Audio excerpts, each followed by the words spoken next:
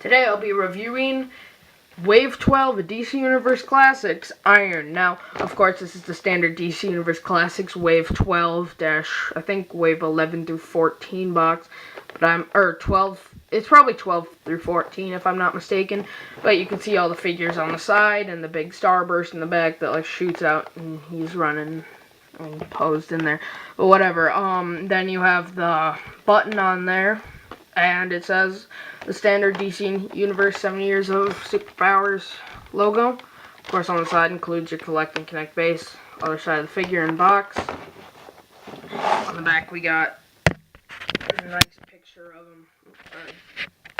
Nice picture of him. This box, unfortunately, is very loose. That doesn't take away from me for keeping it mint in box, but I think I picked this guy up for like $9, so if you're gonna buy these mint in box, I would suggest trying to buy them from like a Toys R Us or a Walmart. Probably worth the extra $6, because most mint in box collectors wouldn't want to keep it like this.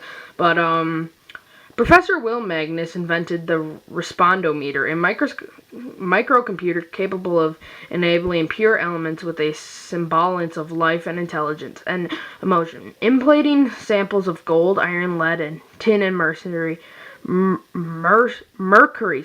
with their own respondometers. Magnus watched the metals take on humanoid shapes and personalities. Iron quickly emerged as the backbone of the team. In all the challenge the Metal Man take on, Iron's super strength and ability to withstand tremendous punishment put on him in the front line of action. First appearance, Showcase 37, 1962, real name Iron, occupation member of the Metal Men, base of operations Magnus Labs, special ability super strong, able to assume unlimited shapes. And the figures in this wave are Eclipso, Spectre, Copperhead, Dr. Midnight, Sod, Mary Bats, and Iron.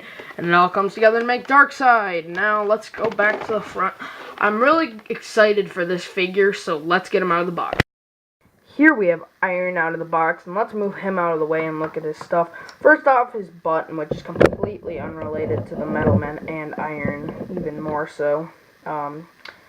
So, I don't know why they threw in that one instead of like a custom Metal Men one, but whatever. Let's look at his first. He comes with a leg of Darkside. No one really cares last piece other than that, but you'll look at that in the review of him. You can see all the dings and little marks on there, and then where it actually connects to his hand, and I'll display them, or I'll show you with them connected to his hand in a minute.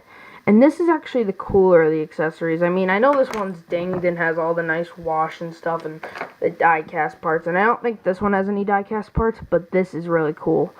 You can actually use this like a usable wrench. Obviously, it's plastic, so you probably couldn't like screw in anything with it. And it's not very powerful. As you can see, I can pretty much squish my finger with it and nothing will happen. Doesn't exactly have the tight. It's actually a fairly tight grip, though. Not super tight. I don't want to break it either, so I'm not going to go in too tight. But you can see that that's how it grips. Obviously, it only fits on this hand, though. So if you kind of throw that in there, it's a bit tight. You just kind of gotta get it in the right angle, and there you go. It actually kind of looks like Iron's hand, so that's pretty cool. It's very cool, actually. And then on his other hand, you can pose his wrecking ball, if you can. This one's the harder of the accessories, because as you can see, you kind of got to stuff the fist in there first, and then you got to push, and it's kind of awkward to throw in there. So, let me try just 1 second. Yeah, there you go. You really just got to get it in there at an angle, and then push really hard. So, as you can see, they look really nice. They look like this when I saw it in box. It actually kind of, you could think that it was actually how the figure looked. But let's take that off the figure and look at him himself. Now, this figure is one of the hardest put in figures I own in a DC universe. Actually, probably the most work, it looks like, an effort they put in a figure. It's one solid, or it's a few colors morphed to make one color. I think they used like a silver and then a black over that, and then they put a nice blue wash through it. Very light blue wash, which looks very cool on this guy. I'm serious, I really like this figure. There's the nice little male symbol up, the little iron symbol up top. They're up the back. Not much to it, but up front. But then you can see the little iron patch. This is actually rubber, which I don't like too much since it's supposed to be iron or something. I don't know if it's, as I said, I don't keep up with iron or the Metal Men too much. I kind of wish his muscles were a bit bigger. These muscles look really thin for a guy this size. But, you know, not bad. A lot of this is metal. You can see how the nice wash, it actually looks like he's been scratched and used. This is definitely nice. Like if you walked and found some old machinery in an antique shop, that's how I kind of can describe it. Now, this kind of looks like sheet metal, and then the inside is all like morphed together. So this is just kind of like a shiny metalish color, when this is kind of like a sheet metalish thing, which is pretty cool. Then his arm gauntlets I really like. They have the screws going out all through, and it's like, battle!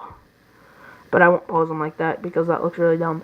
But you can just see this figure is very nice. And the wash that's on his arms, the kind of more metalish, is on all of his main body. And then his lower body, of course, has the sheet metal again. So that's very nice. The wash and all that. And the face sculpt, as I said earlier, was very nice. A lot of it is very plain, but then they made it into, like, this figure to start out, if they stripped all this down and didn't have the head on, it would literally just be a standard figure. But then they worked from the ground up to make this guy, like this is DC Direct quality. This is very nice. I'm trying to look down there, not to see his underwear, but, like, trying to see if he has, like, the abdomen joint. But, like, this is harder rubber than usual. Like, you can squeeze it and stuff, and it's rubber. But, like, Mary Batson's, it's kind of loose throughout. I'll bring her in here quick. It's a quick size comparison. But there you can go. You can see the two together.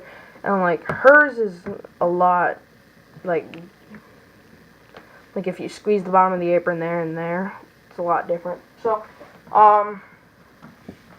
yeah, so very nice, as I said. And there's a lot of bullets all around.